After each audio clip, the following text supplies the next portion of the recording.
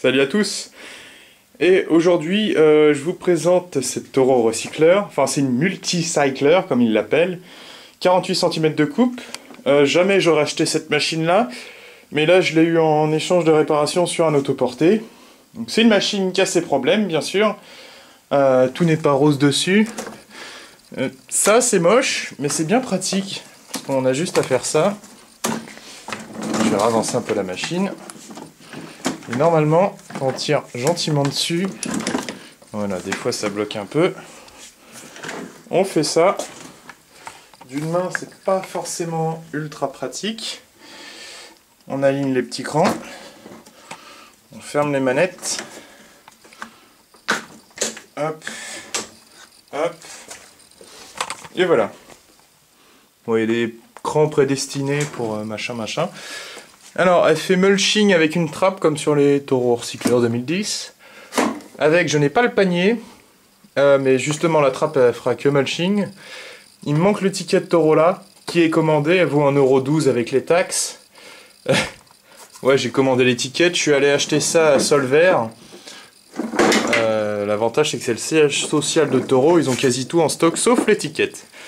Et le relevage avant est pété. La manette est cassée. J'ai racheté la manette et l'embout pour 8 balles. Et il y a un câble de traction, il faudra que je change parce qu'il est effiloché, le Z il commence à se péter. Mais ça, je prendrai pas un câble Toro parce qu'ils sont très chers, ils sont dans les 40 balles. Je prendrai un câble adaptable, on va dire, à 15 €, ça ira très bien. 15 ou 20, entre 15 et 20 €, donc j'économise. C'est moitié prix en fait. Voilà. Il y a un tout petit peu de rouille sur le dessus. Le vilo est droit, la lame faut l'affûter, le moteur tourne à peu près.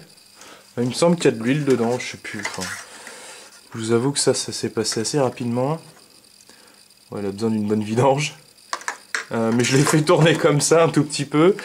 Voilà, il n'y a quasiment plus d'essence. Donc ce que je vais faire, c'est démonter l'axe avant. Je sais pas trop comment ça se démonte. Je vois déjà des torques, là ça doit être pour le relevage. Puis je vais installer la manette. Il me reste qu'une vis sur les deux ou il me reste les deux vis? J'en sais rien. Je crois qu'il me reste qu'une vis, enfin je verrai ça. Déjà, il faut que je démonte ça. Alors c'est des machines qui me font beaucoup penser à ces tas de merde là. Surtout que là l'avant est en plastique et l'arrière aussi en plastique. Le problème chez Toro c'est la tôle qui rouille. On voit celle-là, elle a déjà commencé à rouiller. Sûrement par un manque d'entretien. Donc la lame, il y a besoin d'un bon affûtage. Il n'y a pas vraiment de contre-lame.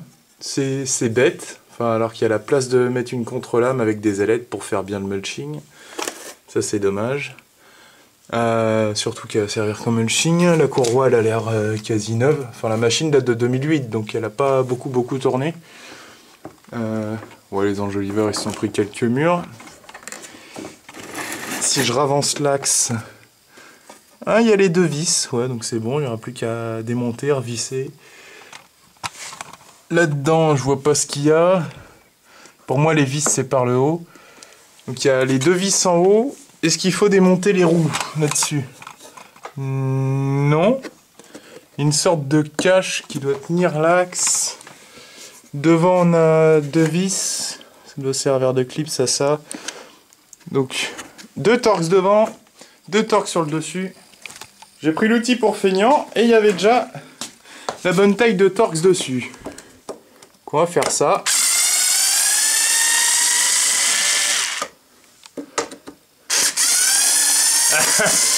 Vraiment pour feignant, hein. Hop. On a ça là.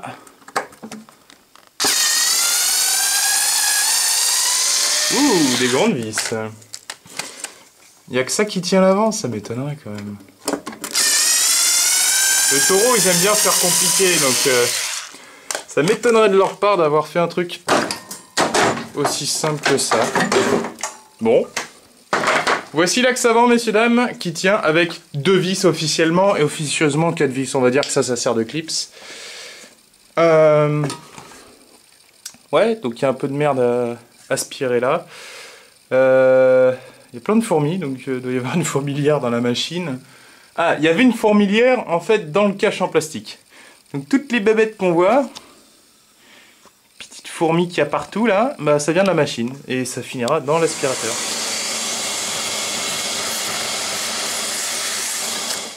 Avec un petit tournevis plat, on va venir enlever ça sans l'exploser. No comprende. C'est quoi ça? Ah, c'est juste des bouchons sur lesquels ça clipse. Ouais. Je suppose qu'il faut une pince. Hop.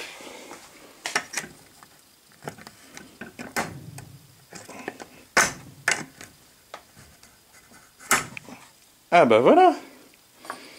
C'est marrant, ça me fait penser à ce qui fait tenir la manette, enfin le câble sur la manette de traction de la Moonfield. Alors là, nous avons nos deux petites vis. Maintenant, on va déclipser le support de l'axe. Pour ça, il y a juste ça à faire. D'une main, c'est absolument... Ah voilà, c'est possible d'une main. C'est juste que c'est chiant. Hop. Voilà le petit clips. Notre axe est juste ici. Et en fait, les vis sont pétées à ras, c'est les têtes de vis qu'on lâchait. Donc je vais devoir extraire les vis, en choper d'autres. J'aurais pu les acheter là-bas, mais je pensais qu'elles étaient encore présentes. Juste que les têtes ont pété. J'ai trouvé deux vis, ce n'est pas les mêmes. C'est pas les mêmes têtes. Pas de vis, c'est pas la même longueur. Mais au moins, s'il y en a une qui pète, l'autre tiendra. Voilà, l'axe avant avec quelques coups de pied et les 4 petites vis. Et bien remonté. Maintenant, il faut mettre la petite palette grise. La poignée, comme il appellerait la manette. On va la mettre là.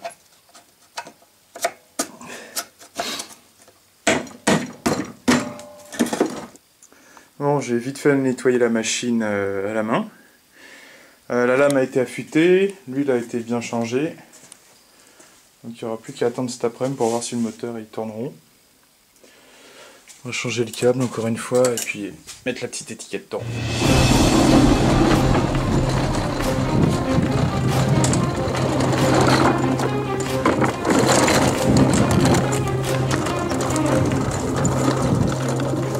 Bon, j'ai la bonne nouvelle de vous annoncer qu'on va de 1 démarrer la tondeuse, de 2 j'ai acheté de quoi faire des bordures chez mes grands-parents, un concept un peu moderne, donc je vous ferai partager ça, cette idée, et ouais, j'ai regardé résultat du BTS au calme, donc c'est bien, et Misto, on va tester, on va voir si elle démarre. Elle a démarré la dernière fois. Là, je vais lui mettre de l'essence fraîche quand même, du SP98. Peut-être mettre du nettoyant carbu parce que ça me porte chance. Ça me porte chance. Les derniers redémarrages, j'ai mis ça dedans et ça m'a réglé les problèmes carbu. Vu que celle-là elle tournait pas très bien, mettre un petit peu de nettoyant.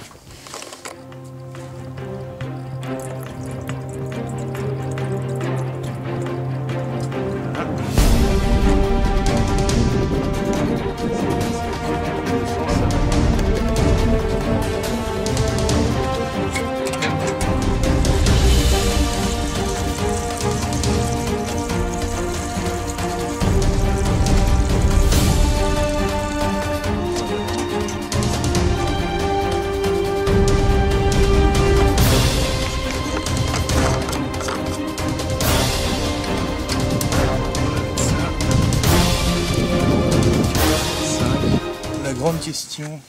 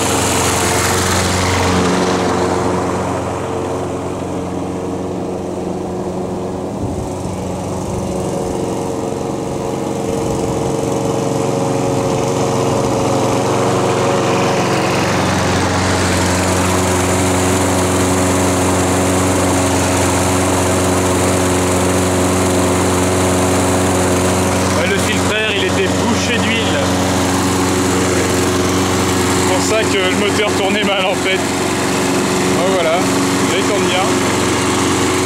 Bon bah c'est nickel.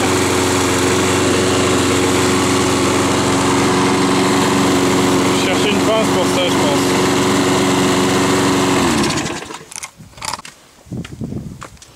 Bon j'ai très peu de batterie donc je ferai ça hors caméra. Je vais mettre un filtre air d'occasion en attendant, histoire de faire tourner le moteur. Et je lui mettrai un filtre air neuf et une bougie neuve un peu par la suite.